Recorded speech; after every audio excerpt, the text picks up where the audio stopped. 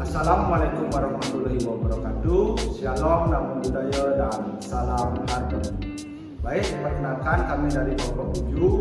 Di sini kami akan mempresentasikan materi tentang evaluasi bahan ajar.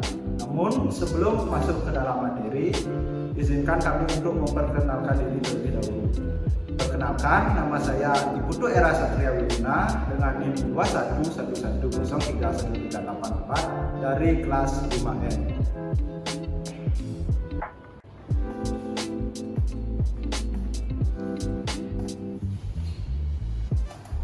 Baik, perkenalkan nama saya Adi Manjuni Widuna dengan NIM 2111103184 dari kelas 5N.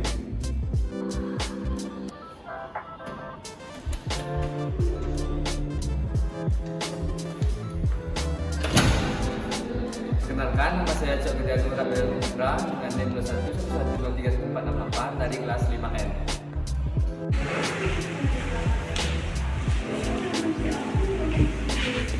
Perkenalkan, saya Putri Mas Setia Raditya dengan NIM 2112051020 dari kelas N.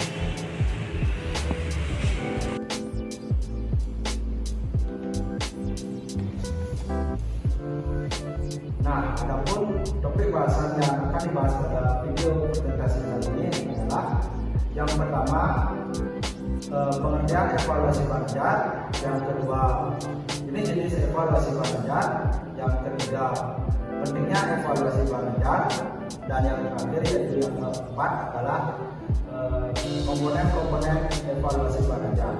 Baik, untuk selanjutnya kita simak videonya bersama-sama. Baik, di sini saya akan menjelaskan pengertian evaluasi bahan ajar. Yang pertama, evaluasi merupakan proses pembelajaran yang secara keseluruhan tidak dapat dipisahkan dari kegiatan mengajar. Karena evaluasi merupakan alat ukur atau proses untuk mengetahui pencapaian keberhasilan yang telah dicapai oleh peserta didik atas bahan ajar yang telah disampaikan. Sehingga dengan adanya evaluasi, maka tujuan dari pembelajaran akan terlihat secara akurat. Nah, sekarang pengertian evaluasi bahan ajar secara umum dapat diartikan sebagai proses sistematis untuk menentukan nilai suatu atau ketentuan, kegiatan, keputusan, proses orang, objek, dan lainnya berdasarkan nilai tertentu melalui penilaian. Dan menurut National Center of Competency Based Training tahun 2007, bahan ajar adalah segala bentuk bahan yang digunakan untuk membantu guru atau instruktur dalam melaksanakan proses pembelajaran. Bahan yang dimaksud bisa berupa bahan tertulis maupun tidak tertulis. Pandangan dari ahli lainnya mengatakan bahan ajar adalah seperangkat materi yang disusun secara sistematis, baik tertulis maupun tidak tertulis, sehingga tercipta lingkungan atau suasana yang memungkinkan peserta didik untuk belajar. Bahan ajar adalah segala bentuk bahan yang digunakan untuk membantu pendidik atau instruktur dalam melaksanakan kegiatan belajar mengajar di kelas. Lalu ada jenis evaluasi bahan ajar. Evaluasi bahan ajar punya dua jenis. Evaluasi bahan ajar yaitu formatif dan sumatif sebagai berikut. Lalu yang pertama ada penilaian formatif. Penilaian formatif adalah aktivitas guru dan siswa yang dimaksudkan untuk memantau kemajuan belajar siswa selama proses belajar berlangsung. Penilaian ini akan memberikan umpan balik bagi penyempurnaan program pembelajaran, mengetahui dan mengurangi kesalahan yang memerlukan perbaikan. Penilaian ini berhubungan erat dengan evaluasi bahan ajar, yang dimana seperti yang telah disebutkan, penilaian ini dapat digunakan dalam evaluasi bahan ajar agar menerapkan pada siswa. Lalu penelitian formatif dapat juga digunakan sebagai alat untuk menyempurnakan bahan ajar yang akan disajikan. Dalam hal ini, penilaian formatif juga disebut sebagai evaluasi formatif. Evaluasi formatif merupakan teknik yang bertujuan untuk memvalidasi maksud atau tujuan pengajaran dan juga untuk memperbaiki standar pengajaran. Ini dicari melalui identifikasi dan kemudian dilakukan perbaikan masalah dalam proses pembelajaran dengan tujuan penyempurnaan bahan ajar yang akan disampaikan. Lalu yang kedua ada penilaian sumatif. Penilaian sumatif adalah suatu aktivitas penilaian yang menghasilkan nilai atau angka yang kemudian digunakan sebagai keputusan pada kinerja siswa. Nah, kegiatan penilaian ini dilakukan jika satuan pengalaman belajar atau seluruh materi pelajaran telah selesai. Penilaian sumatif digunakan untuk menentukan klasifikasi penghargaan pada akhir kursus atau program. Penilaian sumatif dirancang untuk merekam pencapaian keseluruhan siswa secara sistematis. Penilaian sumatif berhubungan dengan evaluasi bahan ajar, yang dimana pada penilaian sumatif bahan ajar dapat diketahui efektif dan tidaknya saat dilakukan pada siswa. Penilaian sumatif juga bisa berfungsi sebagai evaluasi bahan ajar yang dapat memperbaiki kekurangan yang ada di bahan ajar pada akhir pembelajaran. Nah, penilaian sumatif atau evaluasi sumatif merupakan teknik penilaian kumulatif seperti yang dilakukan pada akhir semester atau unit instruksional lainnya. Untuk melihat seberapa baik yang diperoleh peserta pelatihan atau siswa dalam pembelajaran tersebut yang digunakan bahan ajar. Hal demikian dikarenakan merangkum pembelajaran siswa di akhir program pembelajaran. Baik, selanjutnya yaitu pentingnya evaluasi bahan ajar. Nah, evaluasi bahan ajar sangatlah penting dilakukan untuk mengetahui efektif atau tidaknya suatu bahan ajar yang digunakan oleh tenaga pendidik. Karena bila seorang pendidik tidak melakukan evaluasi, sama saja tenaga pendidik tersebut tidak ada perkembangan dalam merancang pembelajaran. Nah, sehingga peserta didik bisa saja merasa bosan dengan bahan ajar dan sistem belajar yang sama secara terus-menerus. Nah, di sini tenaga pendidik harus menciptakan inovasi baru untuk mengevaluasi dan memperbaharui bahan ajar yang akan diterapkan dalam kelas. Nah, dengan pelaksanaan evaluasi, pendidik dapat mengetahui apakah peserta didiknya telah menguasai bahan ajar yang telah diberikan atau belum. Nah, jika belum, dengan hasil evaluasi, pendidik dapat mendiagnosis penyebab peserta didik itu belum memahami bahan ajar yang telah diberikan. Nah, hal itu disebabkan oleh penggunaan metode mengajar dan media yang kurang tepat, bahasa penyampaian yang sulit dipahami, maupun faktor intern dari siswa itu sendiri, seperti mengalami kesulitan belajar dan sebagainya. Nah, untuk selanjutnya pendidik dapat menemukan solusi untuk memperbaikinya.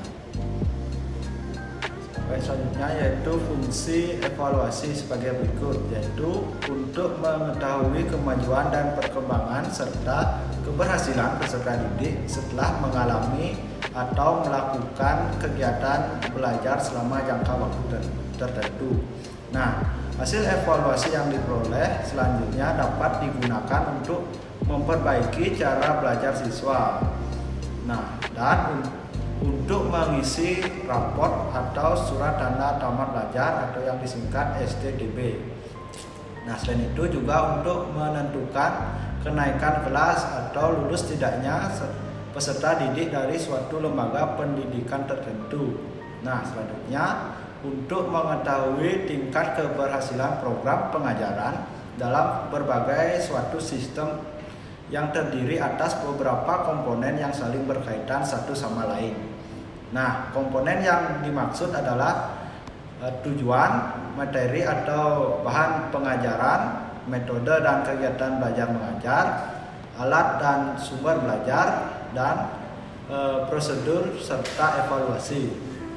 Nah, hasil evaluasi ini di samping untuk menilai tingkat keberhasilan peserta didik dalam belajar, juga digunakan sebagai umpan balik atau feedback bagi seluruh komponen program yang telah disusun dan dilaksanakan untuk mengetahui dan menilai, yaitu menilai tepat tidaknya metode serta alat dan sumber belajar yang digunakan, sesuai tidaknya materi atau bahan pelajaran dan jenis kegiatan belajar dengan tingkat perkembangan dan kemampuan peserta didik, lalu sesuai tidaknya tujuan instruksional yang telah dirumuskan dengan bahan pelajaran dan kemampuan peserta untuk mencapai tujuan tersebut, serta untuk mengetahui sesuai tidaknya prosedur dan alat evaluasi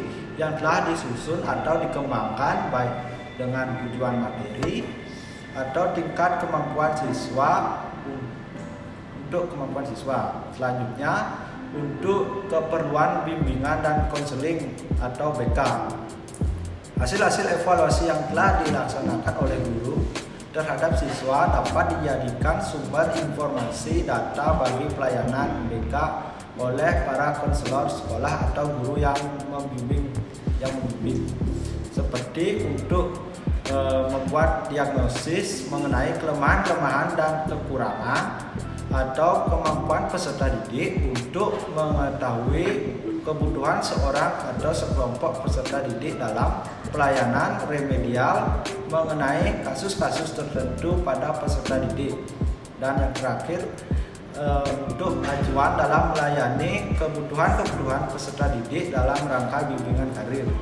Nah, selanjutnya untuk keperluan pengembangan dan perbaikan kurikulum sekolah yang bersangkutan.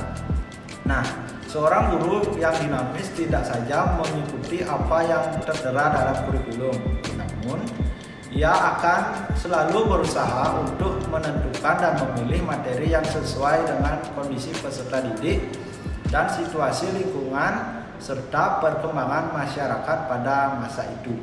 Baik, sekian. Selanjutnya yaitu ada komponen evaluasi bahan ajar. Namun sebelum masuk ke komponen evaluasi bahan ajar, ada beberapa faktor yang harus diperhatikan dalam penyusunan bahan ajar. Yang pertama itu kecermatan isi. Kecermatan isi di sini mengacu pada kebenaran isi secara keilmuan, yang artinya isi dari bahan ajar harus sesuai dengan konsep dan teori yang berlaku dalam bidang ilmu. Yang kedua yaitu ketepatan cakupan isi, yang artinya mengacu pada keluasan serta kedalaman materi serta keutuhan konsep yang berdasarkan bidang ilmu sesuai dengan tujuan pembelajaran seperti penyajian materi, contoh dan ilustrasi yang memudahkan pemahaman peserta didik. Yang ketiga yaitu ada penggunaan bahasa, yang artinya di sini mencakup pemilihan ragam bahasa, kata, kalimat yang efektif dan paragraf yang bermakna. Artinya di sini ada gagasan utama, keterpaduan, runtutan dan koherensi antar kalimat dalam sebuah paragraf. Yang keempat yaitu perwajahan. Perwajahan di sini mengacu pada tata letak pada bahan ajar. Seperti teks yang tidak terlalu panjang, terdapat bagian kosong untuk membuat catatan, menggunakan grafik atau gambar yang bermakna sesuai dengan materi, variasi jenis dan ukuran huruf, serta sistem penomoran yang jelas agar tidak membingungkan peserta didik. Yang kelima yaitu ada ilustrasi. Ilustrasi di sini mengacu pada elemen grafis dalam bahan ajar agar bahan ajar dapat menarik peserta didik. Yang terakhir yaitu ada kelengkapan komponen.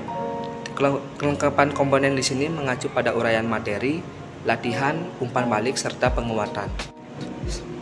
Nah, berdasarkan keenam faktor yang sudah dijelaskan tadi, berikut adalah komponen evaluasi bahan ajar. Yang pertama itu komponen kelayakan isi yang meliputi kesesuaian dengan standar kompetensi atau kompetensi dasar. Yang kedua ada kesesuaian dengan perkembangan anak atau karakteristik peserta didik. Selanjutnya itu kesesuaian dengan kebutuhan bahan ajar, kebenaran substansi materi pembelajaran, manfaat untuk penambah wawasan, dan kesesuaian dengan nilai moral dan nilai-nilai sosial. Yang kedua yaitu ada komponen kebahasaan yang meliputi keterbacaan, kejelasan informasi, kesesuaian dengan kaidah bahasa Indonesia yang baik dan benar, serta pemanfaatan bahasa secara efektif dan efisien. Selanjutnya yang ketiga yaitu ada komponen penyajian yang meliputi kejelasan tujuan yang ingin dicapai, urutan sajian, pemberian motivasi atau daya tarik terhadap bahan ajar, interaksi, serta kelengkapan informasi. Yang terakhir yaitu komponen kegrafikan yang meliputi penggunaan font, jenis dan ukuran, layout atau tata letak, ilustrasi, gambar dan foto, serta desain tampilan.